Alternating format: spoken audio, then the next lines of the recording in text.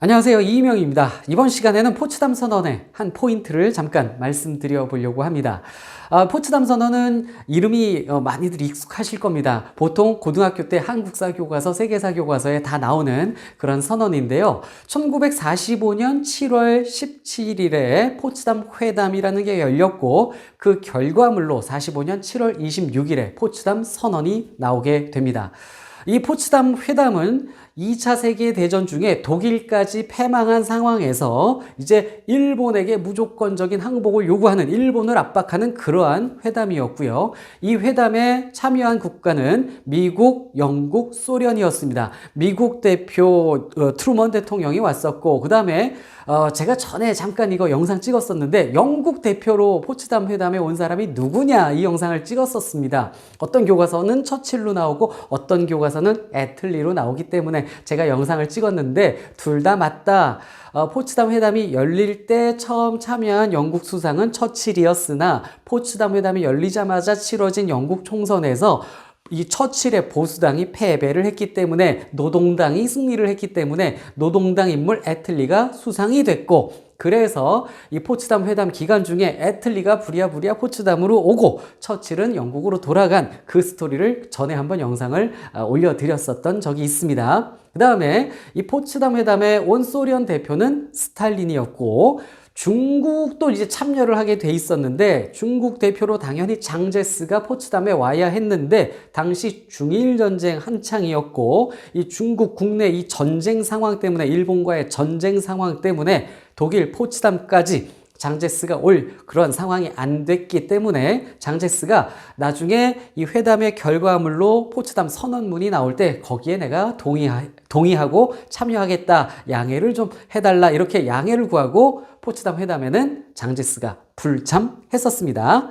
자, 그런데 이 포츠담 회담의 결과물로 포츠담 선언문이 7월 26일에 나오는데 당연히 영국이 서명했고 미국도 서명했고 그 다음에 거기 참여하지 않았던, 회담에 오지 않았던 장제스도 이 포츠담 선언에는 동의하고 참여를 했습니다. 그런데 막상 포츠담 회담에 가서 앉아 있었던 소련은, 이 소련의 스탈린은 포츠담 선언이 발표될 때는 참여를 하지 않았습니다. 이 포츠담 선언문에는 처음에 7월에 불참했었어요.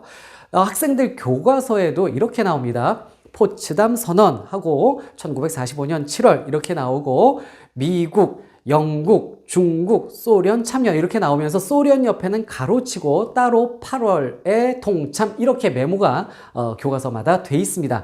학생들이 수능 공부하는 수능 특강에도 딱 그렇게 써 있어요. 그렇다면 왜 소련만 혼자 따로 8월에 참여했는지 잠깐 좀 말씀을 드려볼게요. 일단 선언문 내용을 좀 보도록 하겠습니다. 선언문에 어떤 내용이 있냐면 1. 수억의 우리 동포들을 대표하여 어쩌고 해서 일본에게 이 전쟁을 끝낼 기회를 주어야 한다는 것에 협의했고 어쩌고 나옵니다. 글이. 그 다음에 2. 어쩌고 해서 일본을 향한 최후의 일격을 가할 태세를 마쳤다. 이 군사력은 일본이 저항을 멈출 때까지 전쟁을 수행할 연합국의 투지에 의해 유지되고 또 고무되었다. 일본을 압박하고 있죠. 그 다음에 5번 볼게요. 5. 어쩌고 해서 다른 대안은 없다. 우리는 어떤 지연도 용납하지 않을 것이다. 일본 무조건 항복하라는 겁니다. 즉시 어떤 지연도 용납하지 않으니까 바로 항복해라, 이겁니다. 6. 반드시 일본의 국민들을 세계의 정복에 착수시킴으로써 기만하고 잘못 이끈 자들의 권력과 영향력을 영원히 제거해야 한다. 그리고 어쩌고 해서 무책임한 군국주의를 지구상에서 몰아내지 않는 한 불가능할 것이라고 주장하는 바이기 때문이다. 일본 항복하라고 압박하고 있는 겁니다. 7.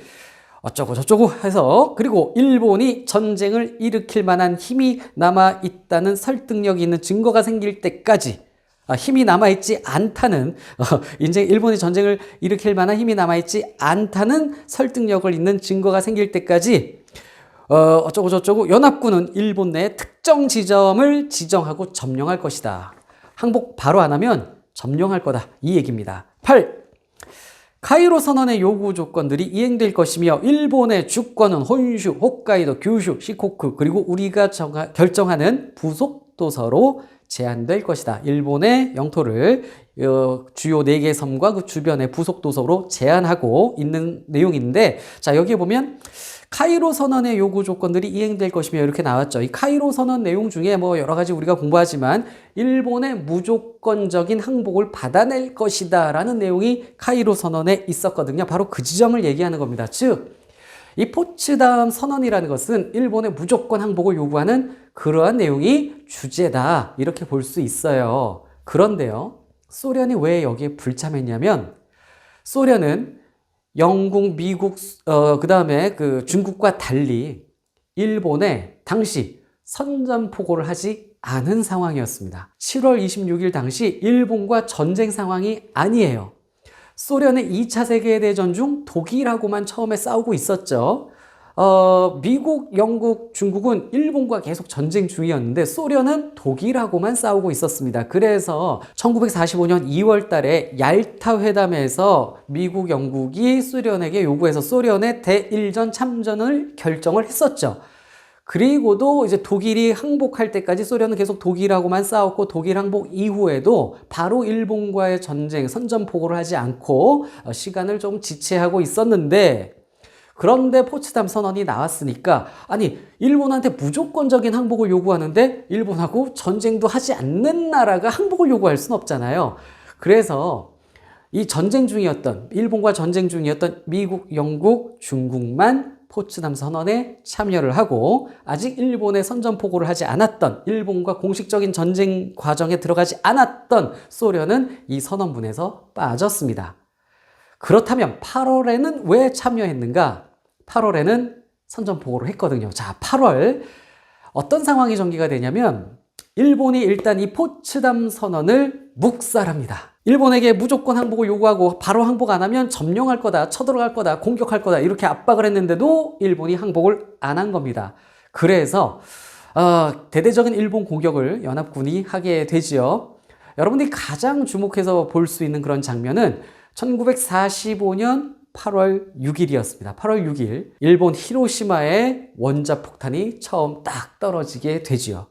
그리고 며칠 후 8월 9일에 나가사키에 한 발이 더 떨어지게 되는데 바로 그 중간에 8월 8일에 소련이 대일전 참전을 결정하고 대일 선전포고를 하게 됩니다. 8월 6일 날 히로시마에 원자폭탄이 떨어지니까 일본이 곧 항복할 것 같았거든요. 소련은 그래서 급히 부랴부랴 8월 8일에 선전포고를 하면서 일본에 대해서도 전승국의 입장을 얻어내려고 했었던 겁니다.